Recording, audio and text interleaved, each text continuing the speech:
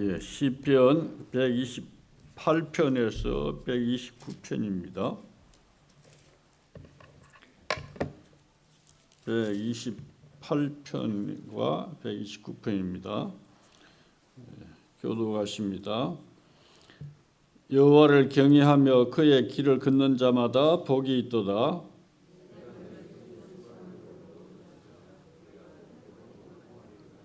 네 집 안방에 있는 네 아내는 결실한 포도나무 같으며 네 식탁에 둘러앉은 자식들은 어린 감람나무 같으리로다.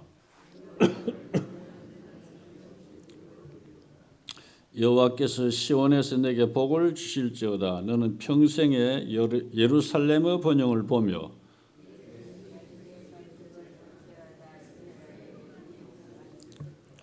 이스라엘은 이제 말하기를 그들이 내가 어릴 때부터 여러 번 나를 괴롭혔도다.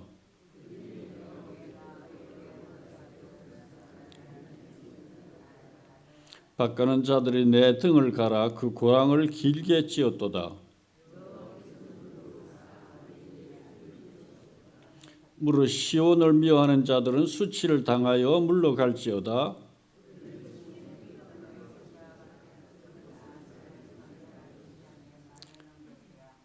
이런 것은 베는 자의 손과 묶는 자의 품에 차지 아니하나니 지나가는 자들도 여호와의 복이 그들에게 있을지어다 하거나 우리가 우리의 이름으로 너에게 축복한다 하지 아니하는지라.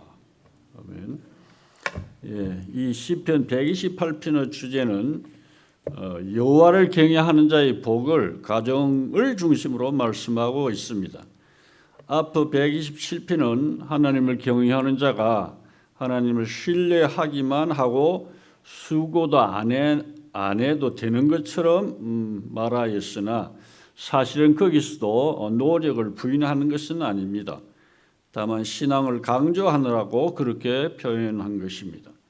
그러나 이 시편에서는 이 128편 시편에서는 신자는 수고해야 할 것과 또 그 수고가 헛되지 않음을 말씀하고 있습니다. 인간이 범죄한 후에는 하나님에게서 받은 벌이 땀 흘려야 되고 수고해야 먹는다는 것입니다.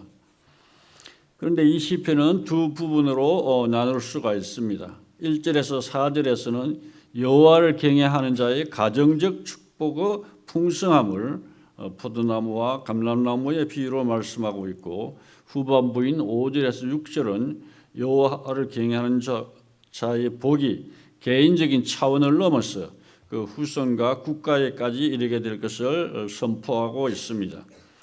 1절에서 여호와를 경외하며 그의 길을 걷는 자마다 복이 있도다라고 말씀하는 것은 거기서 그의 길을 걷는 자, 여호와의 길을 걷는 자라는 것은 하나님 뜻에 순종하면서 사는 것을 말씀하는 것입니다.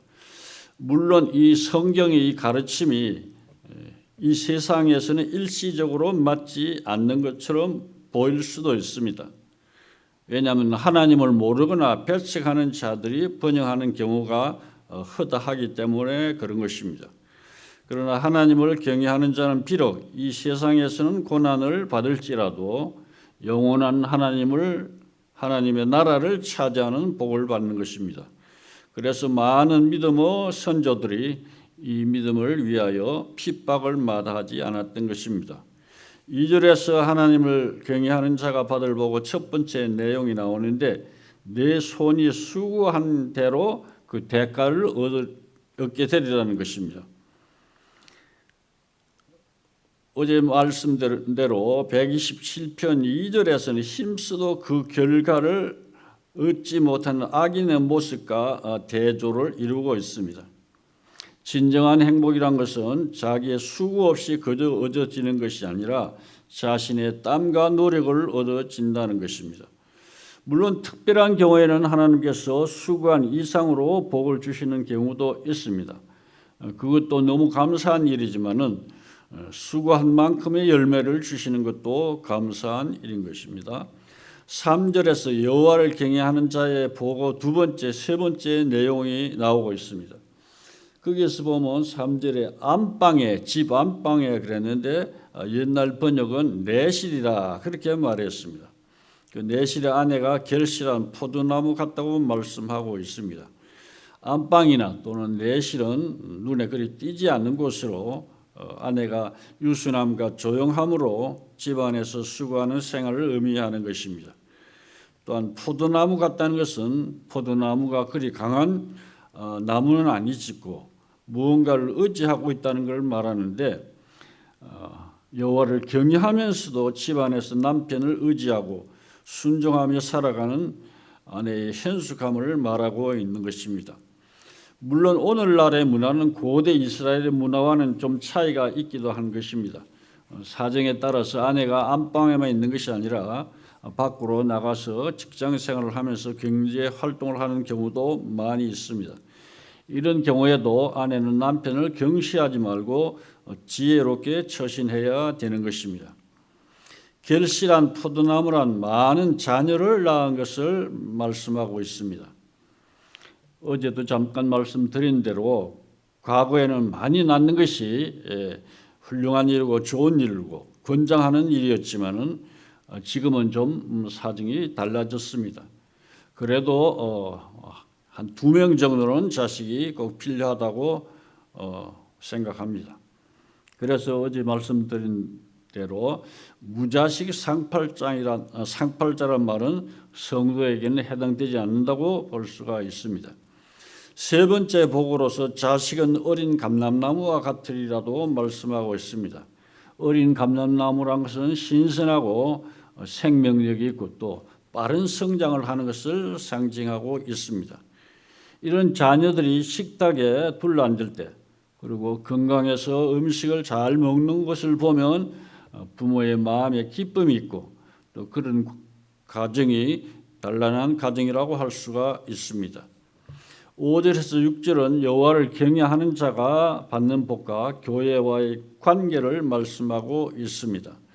5절에서 하나님께서 복을 주시되 시온에서 주신다고 말씀하고 있습니다. 시온이란 교회를 비유하는 것인데 시온이라는 단체에 임한 복으로 말미암아 개인 신자에게 복이 미친다는 것입니다. 또 교회는 신자의 영적 어머니고 개인 신자는 교회로부터 복을 얻게 되는 것입니다.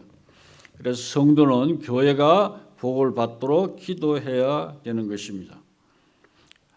여러분 들어오시는데 좀 어려움이 있었습니다만은 그래도 교회를 위하여 기도해야 될 줄로 믿습니다. 시편 129편은 이스라엘 박해하던 자들의 종말에 대하여 말씀하고 있습니다.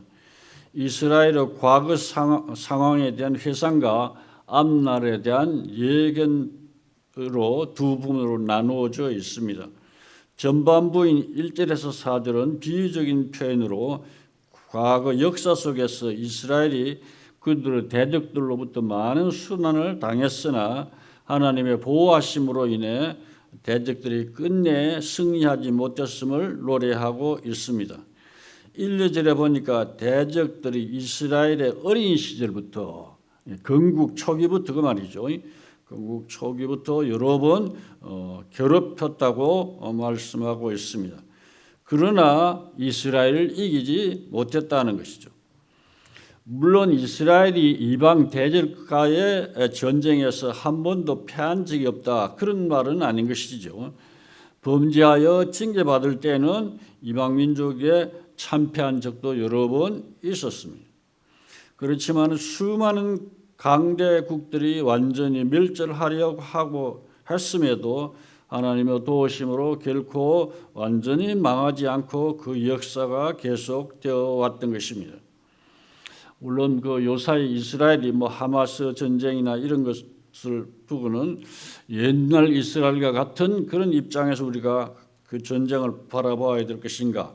그런 것은 또 여러 복잡한 문제가 있습니다만은 어쨌든 그 약속 국가인 조그만 나라, 경상북도만한 그 땅에 있는 그 나라가 망하지 않고 지금까지 존재하고 또 참 그 비굴하게 그렇게 살지 않는 것은 특별한 하나님의 택한 민족이다. 그런 생각은 할 수가 있을 것입니다.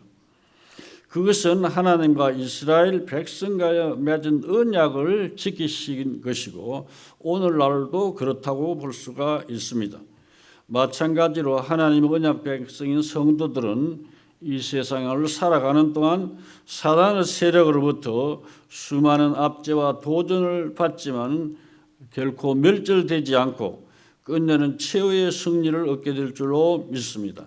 3절에서 밭가는 자의 비유를 통해 이스라엘이 고통받은 것을 비유적으로 묘사하고 있습니다.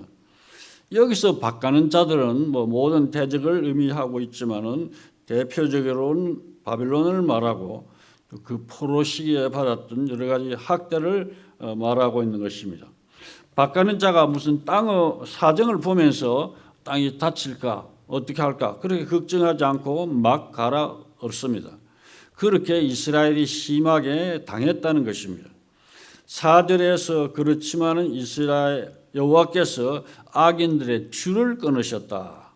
그렇게 말씀하고 있는데 줄이 끊어졌다는 것은 이스라엘 백성을 압제하는 그것이 그런 상황이 끝나게 하셨다는 거죠. 그래서 이스라엘 백성이 자유를 얻었다는 것입니다. 우리 성도들은 예수 그리스도의 구속 사역으로 인해서 죄의 사슬에서 해방을 얻은 줄로 믿습니다. 그러한 의미에서 이스라엘 백성의 출바벨론,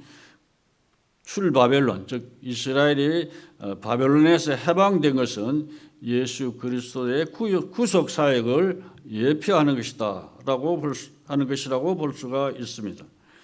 5절에서 8절은 과거 역사 속에 나타난 하나님의 역사하심에 근거하여 현재 이스라엘을 박해하는 대적들도 결국은 파멸을 당하고 이스라엘이 궁극적으로 승리를 거두게 될 것임을 비유적으로 그러나 확신 있게 선포하고 있습니다.